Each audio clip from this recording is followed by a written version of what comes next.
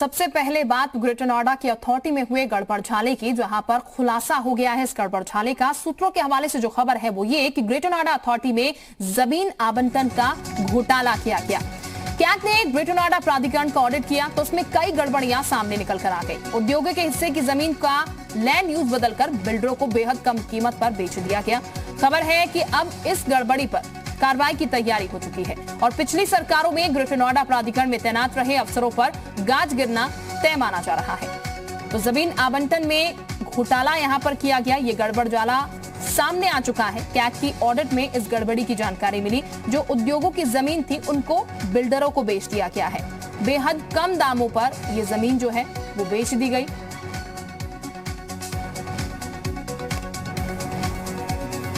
तो ये हम आपको बड़ी खबर ग्रेटर नोएडा से आपको बता रहे हैं, जहां पर प्राधिकरण का गड़बड़झाला जो है उसको लेकर अब कार्रवाई शुरू होने जा रही है। यानी कि ये गड़बड़ी जब ऑडिट के बाद सामने आई है तो ये पूरे मामले को लेकर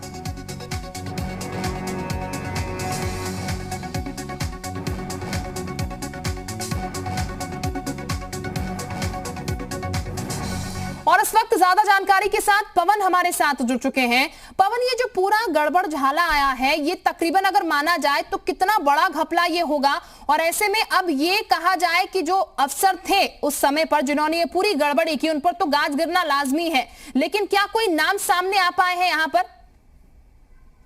बिल्कुल, देखिए सबसे पहले मैं आपको बैकग्राउंड में बता दूं इसके कि 2007 से लेकर 2012 ये जो शासन काल था पुरानी सरकारों का, पुरानी विपक्षी पार्टियों का, उस दौरान ही ये घोटाला हुआ है। उस समय लैंड यूज को चेंज करके, क्योंकि सबसे ज्यादा औद्योगिक इकाइयों पर ध्यान देना था ग्रेटर नोएडा में, और ग्रेटर नोएडा को भी बसाया भी इस तरीके से जा रहा था कि वहां ज्यादा से ज्यादा औद्योगिक इकाइयां लग सकें।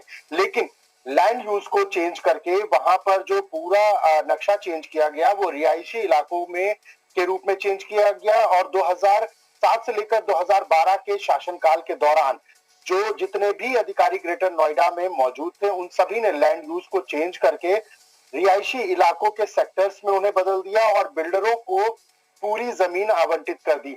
सबसे बड़ी बात जो है अभी ये भी निकलकर सामने आ रही है कि महज 5%, मान लीजिए अगर 100 करोड़ की जमीन है तो महज 5 करोड़ लेकर बिल्डर को पूरी जमीन दे दी जाती है, और उसके बाद 95 करोड़ उसे बाद में देना होता है, जो धीरे धीरे वो किस्तें देना बंद कर देता है। और इन सब का मिलाकर 8000 करोड़ रुपया ग्रेटर नोएडा अथॉरिटी का फिलहाल उधार चल रहा है, वो लॉस में चल रही है। और इसी तरीके के बिल्डर, इसी तरीके की औद्योगिक इकाइयां और इसी तरीके के लैंड यूज को चेंज करने के बाद जो भी पैसे उसे नहीं मिले हैं, तो 8000 करोड़ का बिल्कुल पवन, ये कहा जा सकता है बहुत बड़े स्तर पर ये पूरा घपला जो है ये गड़बड़झाला किया गया, इसीलिए इसकी भनक किसी को नहीं लगी। और अब जब ऑडिट यहाँ पर हुआ है तब ये खुलकर तमाम चीजें सामने आ रही हैं। और दूसरी चीज ये भी कि जिन अफसरों ने यहाँ पर बिल्डरों को फायदा पहुंचाया है, जाहिर तौर पर उन्होंने बहुत पैसा डकारा होगा इसके लिए।